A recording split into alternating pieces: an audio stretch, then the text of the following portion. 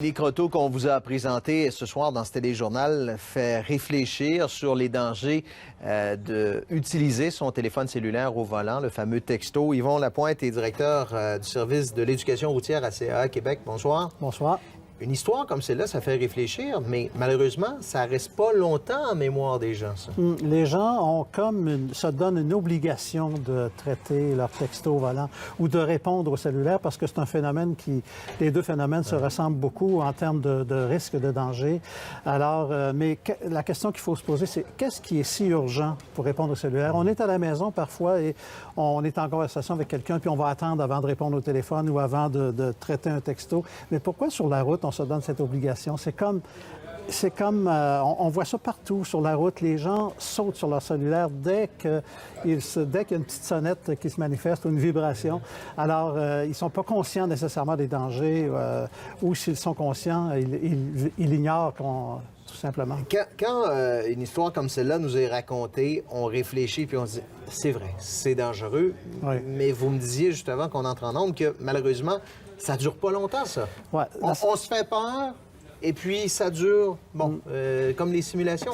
Nous, on fait la tournée des écoles secondaires avec notre simulateur de conduite pour sensibiliser les jeunes de secondaire 5 particulièrement, qui sont à l'aube d'avoir leur permis de conduire, aux risques et conséquences du texto au volant, entre autres.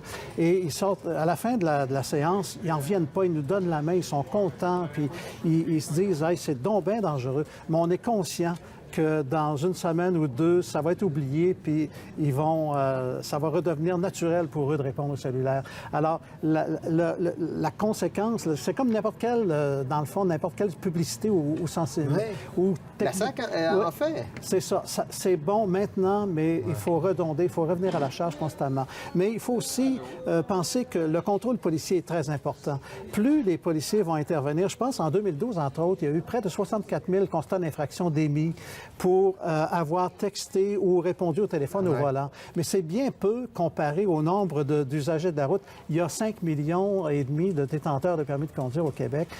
Tous les jours sur la route, il y a des milliers de conducteurs. Donc, le risque d'être pris n'est pas encore très évident chez les gens. C'est d'en prendre conscience quand vous parliez du simulateur tout à l'heure, prendre conscience que quand j'ai le téléphone en main et que j'écris, je veux quand même suivre ce qui se passe sur la route, mais je perds contact avec la route au moment où je baisse les yeux comme ça. Ouais, il est démontré que le temps que les gens passent sur l'écran de leur cellulaire pour texter évidemment, ça dure à peu près de 4 à 6 secondes.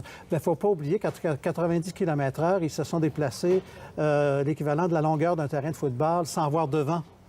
À 50 km/h, on se déplace de 14 mètres secondes.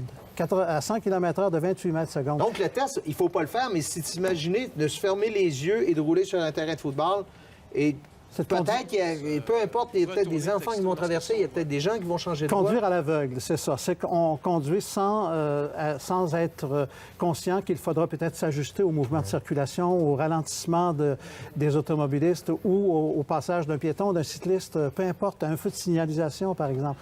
Donc, les gens n'ont pas cette notion de temps et de distance lorsqu'ils sont dans leur bulle au cellulaire, justement. Répéter le message? C'est ce qu'il faut faire, ce que nous disait Mme Croteau tantôt? Il faut éviter de texter quand on est au volant. Il n'y a rien qui est urgent quand on est au volant d'une voiture. Même quelqu'un qui brasse des affaires et qui attend l'appel ou le courriel si important? Non. Ce qu'on dit aux gens à ce moment-là, on a tous des boîtes vocales dans nos cellulaires. Arrêtons à une halte routière s'il le faut. Arrêtons aux demi-heures, aux heures. Traitons nos messages. Et à ce moment-là, on le fait en toute sécurité. Puis on va arriver probablement en meilleure condition à l'autre bout de la route. Et on aura fait le déplacement en sécurité de toute façon. Sécurité pour soi et pour les autres. Yvon Lapointe, directeur du service d'éducation routière à CAA Québec. Merci beaucoup. Ça fait plaisir.